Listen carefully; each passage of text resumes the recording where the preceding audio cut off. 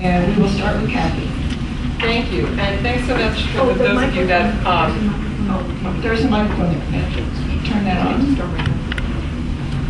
Is this good? It's on.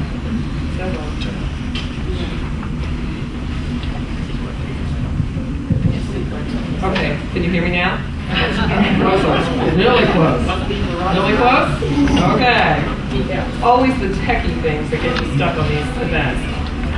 I am just thrilled to see how many folks have come out tonight to hear both sides of the charter and the home rule issue.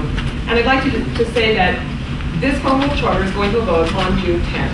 And last November 21 citizens elected by you came together to write this Constitution. It's still not on? Okay, still? No? No? Yeah.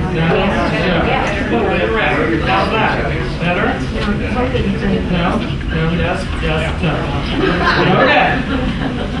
No? Okay. The 21 citizens you elected came together to craft what we call a Constitution for our city. The authors were ordinary citizens, most of whom have never held an elected position.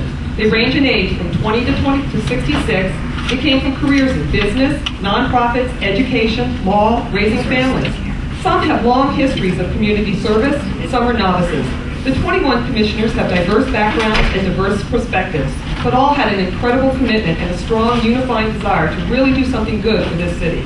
This was truly a grassroots effort by Centennial citizens to make a contribution to our community's future.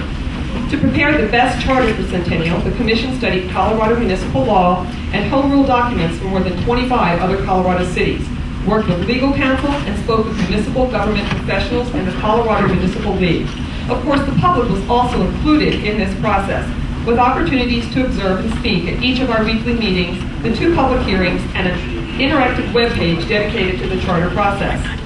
The new charter for Centennial adds elements of citizen oversight and transparency that are not present in the state statutes under which the city currently operates.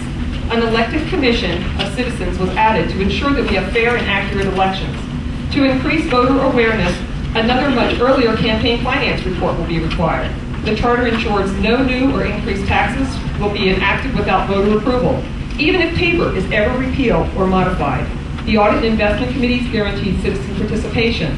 Our charter also requires a greater voting majority by council of certain ordinances and procedures, especially those that pertain to financial matters or are not subject to your citizen referendum. In addition, it requires a multi-year capital program so that long-range financial planning is undertaken and major spending by our council is thoughtful with the opportunity for citizen review. Many items in the charter are not new to our city government, yet are stated in the document to give Centennial citizens greater clarity and understanding of how our city operates. State-mandated budget and audit procedures are the same, but included for your knowledge. Others, such as term limits, ward boundaries, the qualifications to hold office, council duties and powers are all unchanged, but confirmed in this charter. Citizens' powers of initiative, referendum, and recall are all there and can be done as easily as possible under Colorado law. The Commission sought maximum citizen oversight while still allowing the city to operate efficiently. The Charter Commissioners are confident that we have met our goals. I hope you will agree, and after you listen to us this evening, will vote yes on June 10th. Thank you. Mr. Brackney. Thank you. I'm John. Can you hear me? Cool, great. I'm John Brackney, and I really appreciate you being here tonight. I hope you don't view this as a debate at all. But if you do, that's actually okay too, because that's how we started as a charter commission. Supposedly there was 10 Republicans and 10 Democrats and one somebody. And we all showed up, and to be frank, I was very, very much anticipating a vigorous debate on all of the issues, almost from a big government or a small government perspective. What was absolutely fascinating over the course of those months is the people from all stripes, and some of them are here tonight, and I recognize, listened to each other very effectively. And we debated, and there was some unanimous votes, and there was some 10-11 votes, and some repetitive 10 and 11 votes. We really thought through this in a really interesting way. And I will tell you that I really believe that we came up with a pretty outstanding document. And I hope some of you point out flaws. You'll find something here or there that you don't like or you have questions about. And frankly, that's healthy, because that's what we did. In fact, it's suggest that not a single one of us loves every single thing in that document. But when all the debate ended between us, it ended up being a unanimous vote. And if it looks like most of council is supporting, although some are not, and that's good. In fact, I hope you all leave at the end of tonight knowing a lot more about the charter. Enough so that I want you to chat with your neighbors about it, pro or con. If you're a con, I want you to chat with your neighbors about it. And hopefully they'll have some questions for you, just as you may have some for the pro folks, and then you may have to ask more questions. And I hope what you do is replicate what we did for, gosh, it seems like a year, but it was only since November. I was as proud about the 21 citizens that did this charter as I was in the forming of the city. And I fully admit, some of you are here tonight who probably don't even wish we had a city. I get that.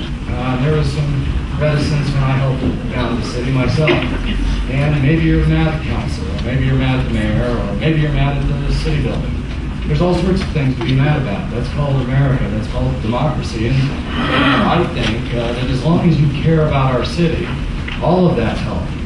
And so if it's a debate tonight, or if it's informative, either one, or both, that's really good, as long as you take it back to your church, or your neighborhood, or your PTO, and continue to talk about this.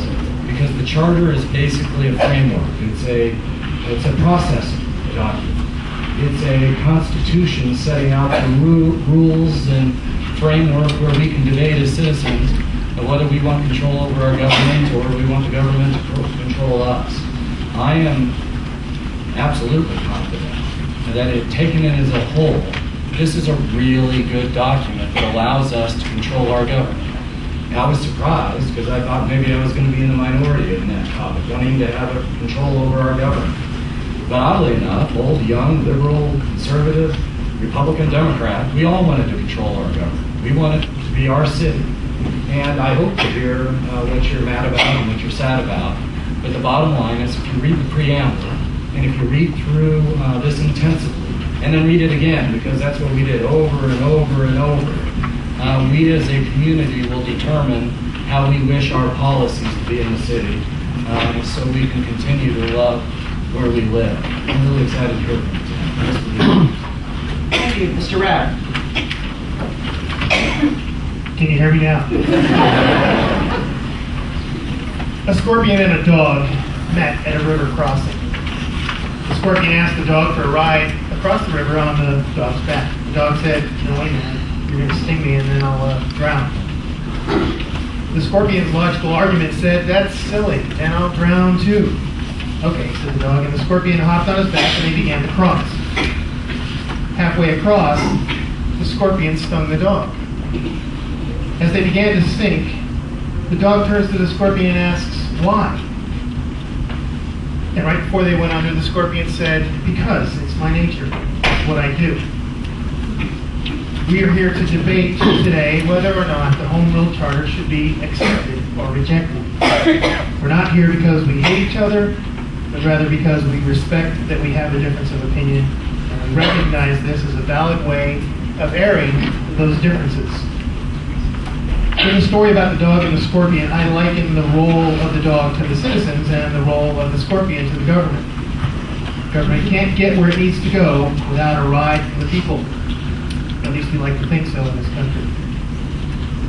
The people know that the scorpion will sting them, and